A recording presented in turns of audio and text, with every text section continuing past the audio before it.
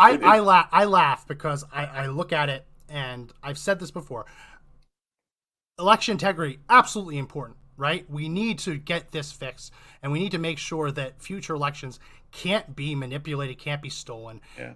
Even just on the basis that the American people deserve to have trust in elections.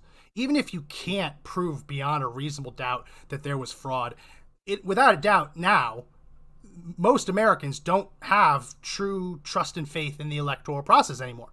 Polling shows that sizable plurality of Americans think that fraud is likely or possible. We deserve a system where that isn't the case. Like even in Africa, even in sub-Saharan Africa, they dip people's finger in iodine to make sure they can't vote twice. Yeah, like even there, they understand the need to restore trust in the system.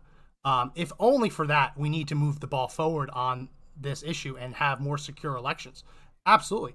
But that can't be the only issue. We have to be able to walk and chew gum at the same time, right? So I look at that and I see these election integrity, I call them election integrity influencers.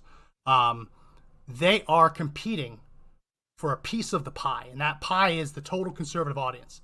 And the piece of the pie are the people who, all power to them, are really passionate about this issue. But the further we get from 2020, the smaller that piece of the pie becomes. Not because people are no longer interested in election integrity, but because they have to put food on the table, right? They care about abortion, they care about this issue, gun control, right? Other things in life happen. So the piece of the pie of the just election integrity audience gets smaller and smaller every single day, every single week, every single month.